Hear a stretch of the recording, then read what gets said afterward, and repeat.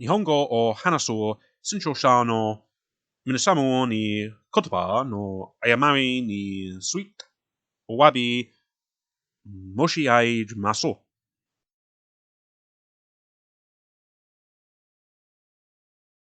Mononoke, not to be confused with the Hayao Miyazaki film, was an anime series that was a spin-off of Ayakashi Samurai Tales.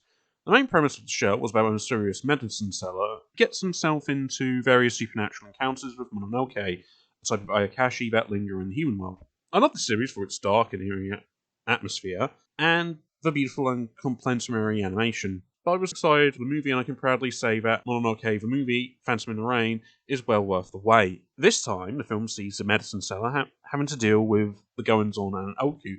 For those of you who don't know your Japanese history and had to do a quick Google halfway through the movie, an oku was an area in the Edo castle where one related to the shogun lived. In the film, there's some serious going on that may or may not have connections to the disappearance of the concubine. Now, if you know the inner workings of an oku, then you know that it didn't allow male adults in, so most of this film is actually focused on two new characters, Asa and Kame, as they deal with the inner workings of the oku. Now, this would seem like a cop-out, not having the medicine seller be the main focus, but I liked it, because some of the best stories from the show mainly had other characters be the main focus and the medicine seller be an observer who was to solve the supernatural issue. Think of the Shashiki Warashari or Nopabera Bo arcs, and you can see how this film goes. Asa and Kami here are compelling, and seeing them deal both with the essential office politics and the supernatural elements works well. Remind me of stuff like Black Narcissus or that Sydney Sweeney nun movie Immaculate that came out earlier this year. As I mentioned those arcs on the show, the film does borrow those arcs' themes and observations about women's society's role. Sure, Asa and Kami are free to fulfill their roles in the oku, but they're still contained within on building and have to make sacrifice to a shogun who we don't see much in the film.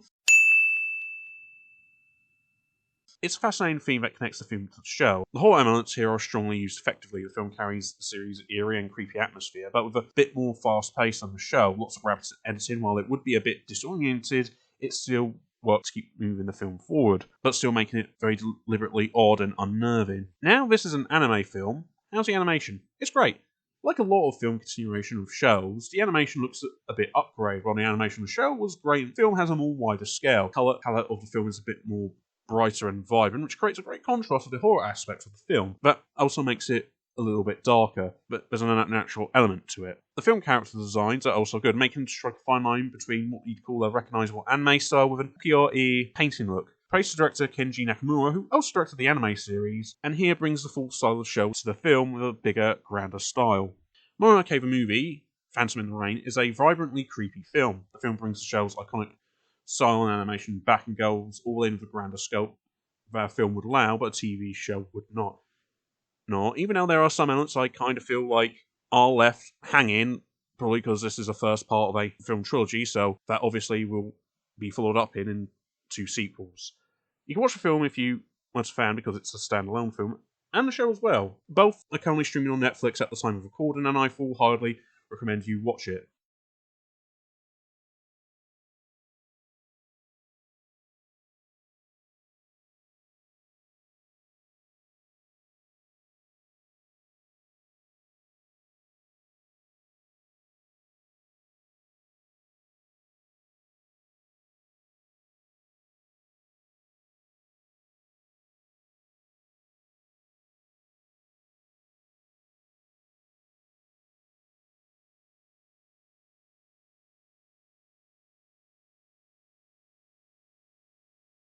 Happy New Year! When you're watching this, because I wrote and made this episode well in advance, and also it may not be New Year's when you watch this, considering how much lists I made. Anyway, 2024 was admittedly pretty mixed in general, but as we enter a new year, it's good to look forward, mostly to the films, because yeesh, and 2025 seems to have a pretty interesting slate ahead of us, so let's get into it.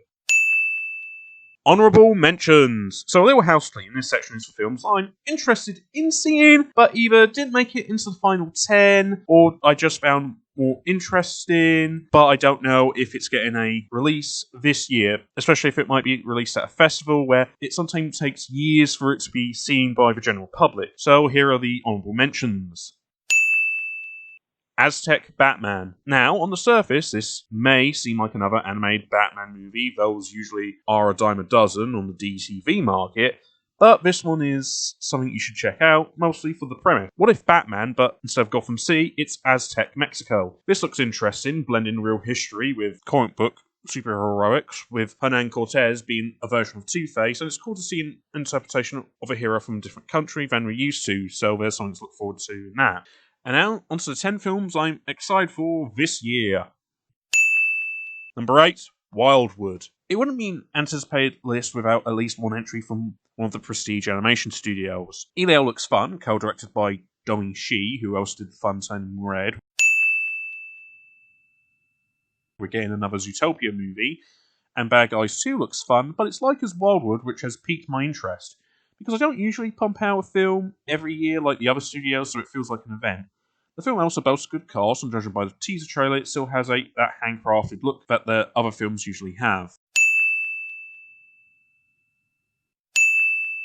Number 6, The Magnificent Life of Marcel Pagnol. Another animated film, this time from director Sylvain Chomet, director behind films like Triplets of Bellevue and The Illusionist. Yeah, so if you know your anime movies or your French movies, you know. And those were my anticipated films of 2025. Are there any other films you're excited for this year? Please comment below and also like and subscribe.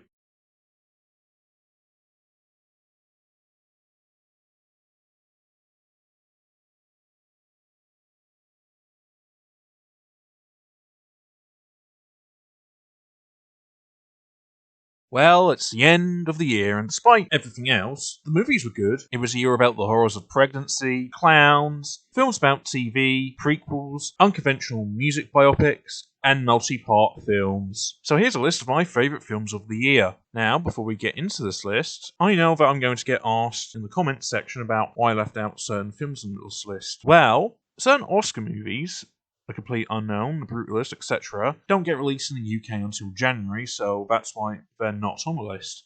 I haven't seen the film that you might mention, because I mostly do this channel more as a hobby, that I can probably monetize if I can reach a certain number of subscribers. Please subscribe. So I'm not a professional film critic in that sense, so I don't often watch as many films as most professional film critics do, and I just didn't get to see certain films. Juror number 2, didn't see it. Queer, didn't see it. I saw the TV Glow. Regrettably, I didn't get to see it. Why is this 2023 film here? Certain films and questions would have had a festival run in the year before, but have been given a general release this year, which is fair game. I watched it, liked it. I didn't put it on the list because I saw something I thought was better, but don't worry, that's why we have honourable mentions. Stop motion. Horror and animation combine to make an interesting and unique film that doesn't break new ground in certain regards, but the stop motion animation makes it something worthy to seek out. The Wild Robot. Originally I wanted to put this on my top 10 list, but it got organised out, so that gives you an example of how good it was. Animation is bright and colourful, there's a lot to say about motherhood, and some good voice performances are in the film as well. With those out of the way, in alphabetical order, it's time for my favourite films of 2024. Look back. One thing that made 2024 noticeable was that there was a noticeable lack of comic book films. Well, there was one MCU film in Deadpool and Wolverine, which was more of a Fox X-Men film.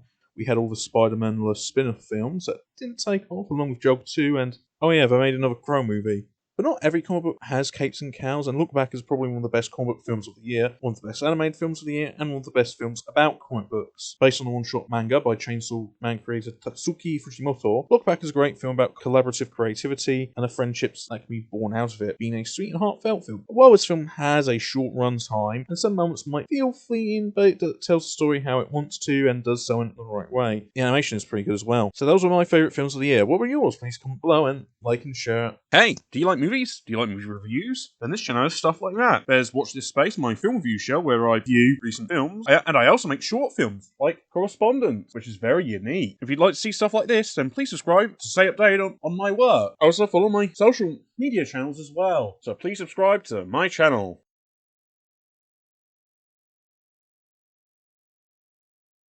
One thing I don't think is discussed enough in online film critic circles about Netflix is that they do good animated films. Nimona is great, Pinocchio got an Oscar, they get a lot of animation veterans making these films, and I'm excited for Fixed.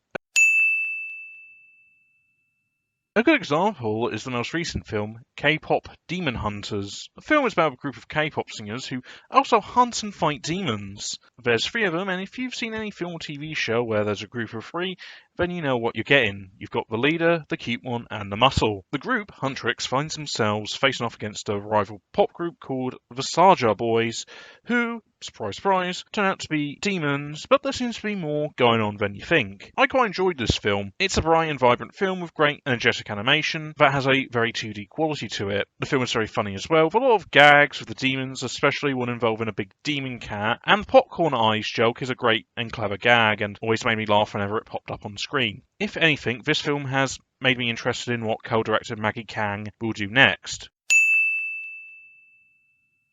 The music is good as well. While I'm not a K-pop guy, I do think the songs are kind of important in a film about musicians. There's a lot of nods to the whole K-pop scene and its fan culture, which I feel a lot of fans would appreciate, but it kind of went over my head. I mentioned the power trio aspect of the film before, and it does owe a lot of respect to a lot of shows and films of that ilk, like Powerpuff Girls, Totally Spies, and Hi Hi Puffy Yamayumi. Yes, I remember that, I'm a Zoomer. The film feels very much like a continuation in that tradition, and also a great addition in the pantheon. My main complaint is that the film is a little bit bare-boned. Some aspects are well developed, like Rumi's internal struggle, but others are left out to dry, like the character of Celine, who is established as the group's mentor, but she only shows up sporadically, so we don't get a better understanding of her relationship with the group as a whole. And Ken Jeon's role as the manager gets a whole scene during the All Is Lost moment, but we don't get much about his relationship with the group as a whole. The film has a fast pace, but it leaves a lot of things behind. Overall, K-pop Demon Hunters is a fun film. While ultimately some elements do feel underdeveloped and should have been given more focus, I still found this an entertaining film with a lot of energy. I'm excited to see what the team who made this film do in the future.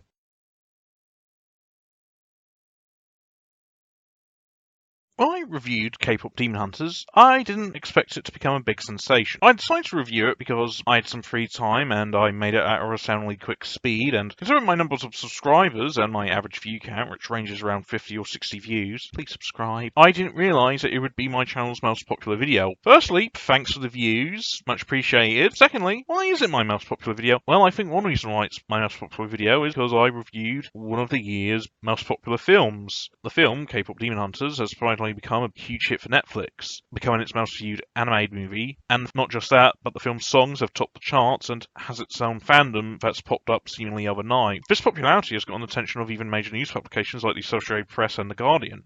Now, I may be a small podunk YouTube video maker, but I have my own 2 cents on this topic. It's a good film that appeals to a lot of people and has become a good word of mouth hit. That's it. Like what you see here? Then please subscribe to my YouTube channel so you can get more. Actually, there's a lot more going on than you might think. In the Associated Press article, they mentioned that the film manages to appeal to the massive fan community that surrounds K-pop, and it factors into the film in a big way. Indeed, they did a lot of research. One of the film's directors, Maggie Kang, said her team prioritised representing the fandom and the idols in a very specific way, as to not disappoint K-pop fans. Now, a lot of recent media is often made to appeal to fans, but a lot of it focuses on the nostalgic market. It's usually a day that ends in Y whenever some 80s movies gets a legacy sequel. But K-pop's, we're talking about the music genre here, its popularity is relatively new, often cited as part of the second generation of the Korean wave, the increased popularity of Korean culture that we're still in the midst of. K-pop Demon Hunters captures a modern zeitgeist instead of a past one, with the fandom popularity playing a big part in the film. Even though I don't listen to it, in my review, I did mention that there's a lot of nods to the fan culture and K-pop as well. There's a lot of nods to the whole K-pop scene and its fan culture, which I feel a lot of fans would appreciate, but it kind of went over my head, just as much as any other older nerd media will reference stuff like that as well. K-pop Demon Hunters' success can be due to it appealing to a current pop cultural trend than something from the past, but most modern media has often been reused and has been stuck in recently.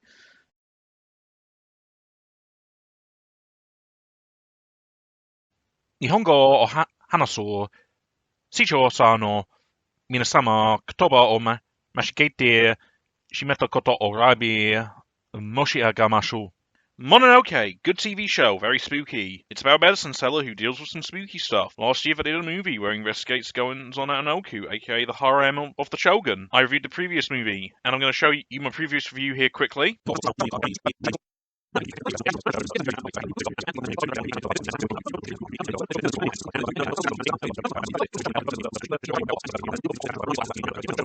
And if you want to watch that in slow motion, check it out here, but also other videos I have on my channel. Please subscribe to get more like it. Anyway, in Mononoke the movie, Chapter 2, Ashes of Rage, the medicine seller is back at the Oku again, to deal with some spooky stuff, but this time the focus is on the upper chambers where the higher class of concubine vie for the attention of the shogun, where things get testy as one lady, the lower in social class Fuku, is pregnant, and this has caused much distress in the court, and might be related to a possibly unrelated, but obviously not, fiery death of another concubine, which the medicine seller has to solve. I like this film. While its runtime is a bit shorter, so it doesn't have the slow burn of Phantom in the Rain, nor does it have the rising creepiness as well, I don't mind it, as the film makes up for it in other ways. We get more insight of the inner workings of the Oku, mainly in the upper class areas. Secondary characters who showed up in the previous film get more bigger roles, like Sachiko the Guard or Lady Boltan. But again, Asa, the main character from the first film, shows up briefly, which is kind of odd considering that she was kind of the main character in the last one, and I was kind of thinking she'd be like the main through-line character, but surprisingly not, which is a shame because I liked her character in the last one. The Shogun is also briefly seen, but he's still not that big of a presence. It's clear when all three films will be released that they're going to play well together, and that's where you can also see little story beats set up and will be played off, especially in regards to how things are set up in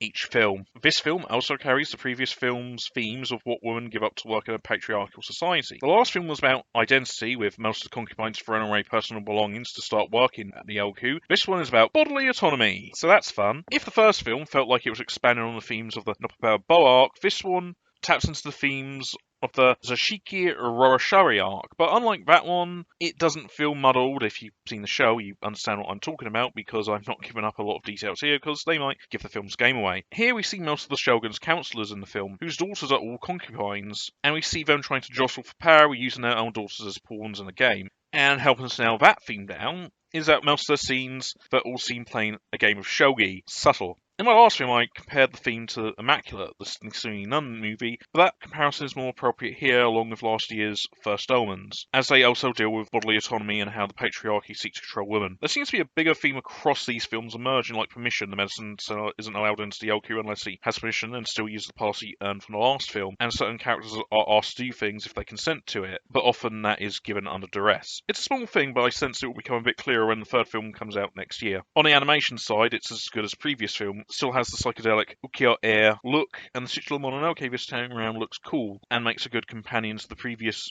film's one. Also, the editing in this movie is a bit less hyperactive than the last film, but editor Shigeru Nishiyama does some interesting tricks, like how he uses jump cuts to make her close up on Lady Boltan, or how it cuts to a different character's correct juxtaposition who is often in the same place. Mononoke the movie, Ashes of Rage, is a good and consistent follow-up to Phantom in the Rain, tackling some interesting themes and painting a clear through line between these films with good animation to boot. I'm excited for the final part that comes out next year. This film, along with its previous entry and the TV show it's based on, are all available on Netflix at the time of recording.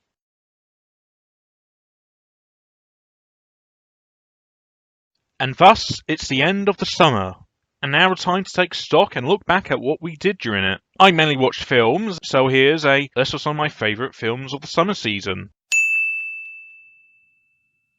K-Pop Demon Hunters. I've already reviewed this film and also examined why it became such a big hit. But to reiterate, K-Pop Demon Hunters is an energetic, bright, and funny film that taps into a modern zeitgeist but manages to chart its own story regardless. The animation is great here and excels when it gets to be very cartoony. This film, as you well know by now, is available on Netflix.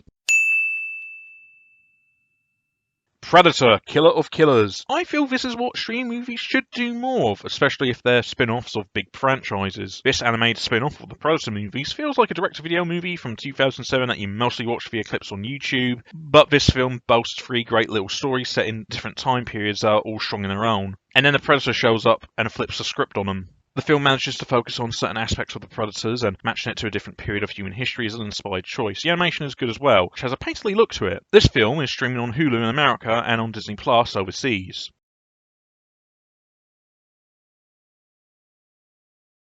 Hello, I'm an internet reviewer / commentator who's talking about Star Wars. I like Star Wars. If there is an entry I don't particularly like, I move on from it and do not make it my entire online persona for the rest of my life. Also, if there's an entry I do like, I also don't make it a new yardstick to judge all previous and future entries with. Anyway, we got another Star Wars Vision anthology.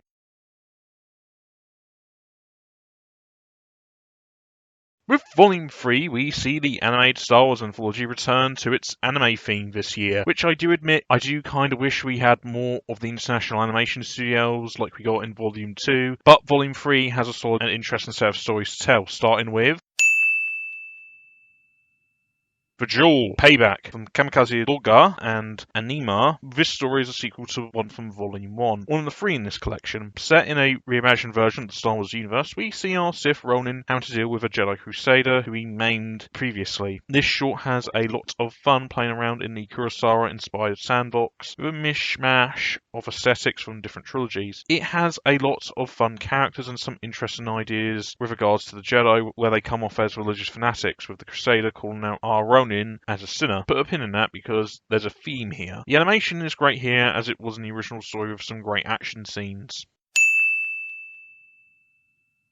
The Song of the Four Wings from Project Studio Q. This is the first CGI animated story of the volume. This was a fun story about a princess in the Rebel Alliance, not that one, who helps rescue a cute alien baby and stop an Imperial mine operation. This was a fun short. The cel-shaded animation looks appealing and there's a fun, over-the-top cartoony feel to it. From the designs to the action beats to a Star Wars-esque magical girl transformation sequence, this was a fun one.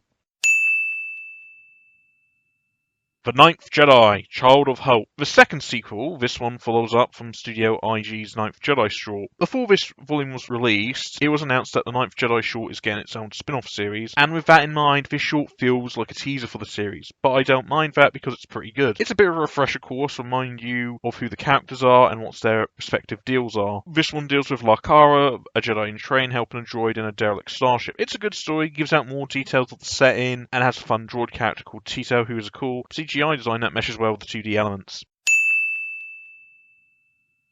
The Bounty Hunters. This one from Wit Studio feels like a backdoor pilot to another show, which I totally would watch. This one details the adventures of Sven, a fugitive assassin turned bounty hunter, and her droid assistant IV-A4, doing a job for a rich guy who, surprise surprise, turns out to be not on the up and up. As I mentioned before, this one felt like a backdoor pilot, especially as some elements like Sven's quest to find and kill the Jedi who saved her, and there's some characters mentioned who feel like they might possibly be important down the line. Not that I wouldn't mind. In fact, I would love to see more of the characters in this. I also like the character of Sven and her view on the Jedi. As well, she did save her from slavery as a child. She ended up with a target on her back by the organisation and now wants to kill her saviour, which stood out to me as an interesting aspect, as we don't see a lot of characters, especially those on the good, ostensibly, have a not particular kind view of the Jedi. There's some good action scenes, especially one with droid mech, which was something I didn't know I needed. Overall, the short itself was good, and I definitely sign up for more if they do continue the story. Yukel's Treasure. Oh, this was a sweet one. This story from Cinema Citrus is a nice reader. It's about an orphan and his caretaker, who's a robot teddy bear, sure, why not, who live on Tatooine. But their idyllic life on the Dust Bowl is put under threat when a gang of pirates come to steal something from them. It's a cute little adventure with a lot of heart and comedy. It feels a bit like Skeleton Crew. If you like that show, you'd definitely like this one. Lost One, another one from Cinema Citrus and another sequel. This one's my personal favourite of Volume 1 short, The Village Bride. This details the manic Jedi F having to save a group of refugees from the Empire, but also having to deal with a former master who now works for the Empire. This is a great follow-up. We get a lot more about F. For instance, we learn she's got a robotic leg, and we get some interesting side characters. The animation, like its prequel, is also good. It also has a good colour palette with bright and stark colours being put to good use. The Smuggler. From Studio Trigger comes The Smuggler. This one is a fun little escapade dealing with a smuggler trying to help a fugitive prince escape the Empire's crackdown on his world. There's a lot of excitement to be had with a great chase scene, some interesting characters, and some good world building. It's also here I noticed one of the big themes of this volume, survival. Each story in this volume have a lot of characters who've survived some horrible experiences, like Rupas, a cute baby whose village was massacred, the numerous Jedi who survived all the 66, the Sith being hunted by the Grand Master's crusade, and the prince in this story who lost his royal family. It's a theme that's always been in Star Wars, and we get to see all the survivors in this story try and move on in some way or another, be it the Ronin trying to make amends, F trying to keep Jedi traditions going, and the prince in this story trying to help free his world from the Empire along with another Order 66 survivor who pledges her alliance to him, reinforcing this theme. The Bird of Paradise. From Polygon Pictures, the second CGI short of the volume comes The Bird of Paradise. In this short, it details a young Jedi Padawan called Nakimi having to deal with losing her sight after a battle with the Sith. The animation in this one is great and gets creative in how it depicts the Padawans in a turmoil and accompanying Force visions, and its overall message of acceptance is appreciated. It's also here where two of the volume's themes crop up: the depiction of Jedi and disability. Throughout the volume, we see the Jedi in an interesting light. For some, like in Payback and Bounty Hunters, they're not seen in a good light, with the Grand Master in the duel, as mentioned before, being portrayed as a crusading knight who vanquishes enemies regardless who gets in his way, and Sven in her short seeks vengeance against the Jedi who rescued her, but left her to fend for herself. In this short, we see Nakimi having to come to terms with not just her disability, but also her arrogance that led her to this situation. It feels in line with The Last Jedi or The Acolyte, installments that tackled the less admirable aspects of the Jedi Order that we've seen in this film, but this short kinda does it in a more lighter approach.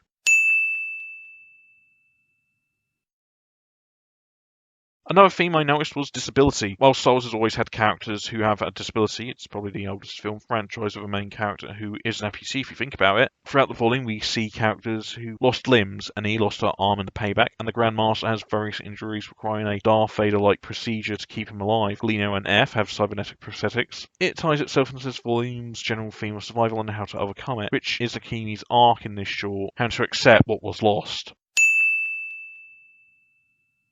Black. Okay, so this one is both the best short of this volume, but also a bit hard to review. From David Productions and veteran animator Shinya Ohira, a man who's worked on a lot of anime productions, like name anyone you're thinking of, he's probably worked on them in some capacity. Anyway, this short details the experience of a stormtrooper who's losing the battle. That's what I can gather from it, as this one goes in an experimental direction, detailing a psychedelic vision, get it, of a typical Star Wars space battle with great music by Fujiwara Sakura. Its animation is fluid and sketchy, reminiscent of Ohira's previous works like the animated sequence in Kill Bill Volume 1. It just doesn't let up. Everything's changing constantly, with Star Wars iconography constantly being swapped out. But it doesn't feel too hollow, as there's some details to grab onto. In short, it's Star Wars as you've never seen it before. Star Wars Vision's third volume still continues one of the most crave and fun entries in the Star Wars saga, with a bunch of stories that run the gamut from funny to action-packed to just plain weird. It's a great part of the saga that I always like coming back to.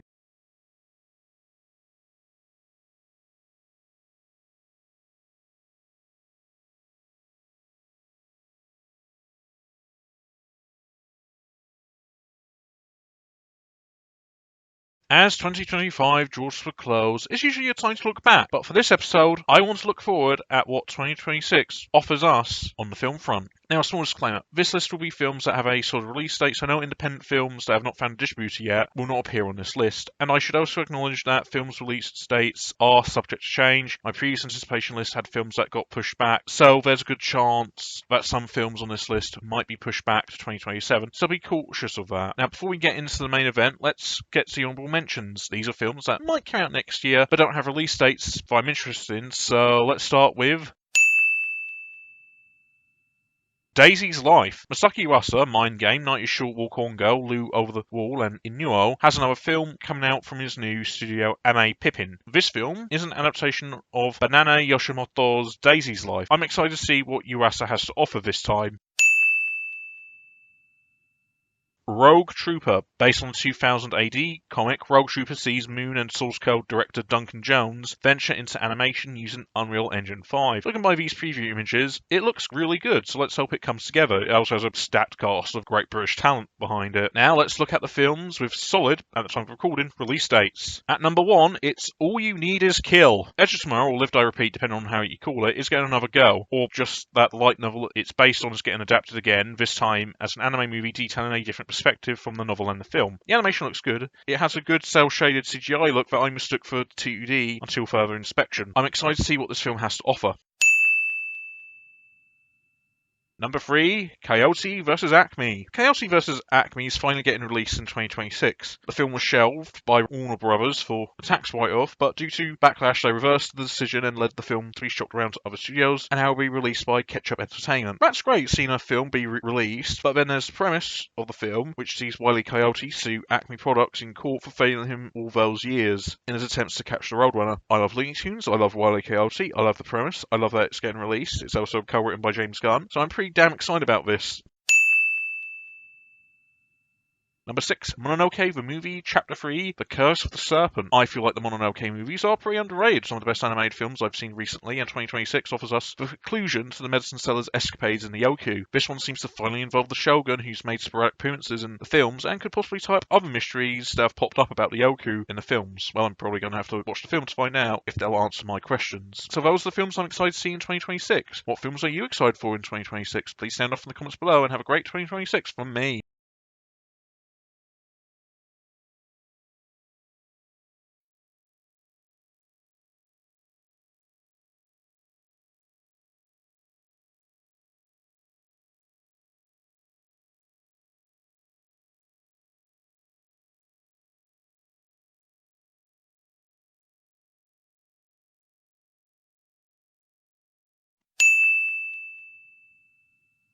Number 8, The Legend of Aang, The Last Airbender. Avatar: The Last Airbender is probably one of the big Gen Z touchdowns, like what Star Wars was for Gen X, and insert recent reboot/revival here for millennials. So it's getting a movie. The film will focus on a gang as young adults with a new voice cast, including Stephen Ewan as Zuko and DeYoung Kwan as Toph, who is legally blind, so you don't usually see someone with a disability like that headline a film, animated or otherwise. The film also will be directed by Lauren Montgomery, an animation veteran who worked on both Last Airbender and Legend of Korra, and also some of the best DC animated movies like Green Lantern First Flight and Batman Year One. Like what you see here? Then please subscribe to my YouTube channel so you can get more Watch This Space, but also other things such as my short films. Please remember to like and subscribe to the videos you just watched, and also please check out the Orange Bin, my blog, where I have write-ups of my episodes here, which with links to sources that I mention on the show. Also contains some of my old blog posts if you want to see what else I used to do back in the olden days. So please remember to check out my blog and like and subscribe to my YouTube channel.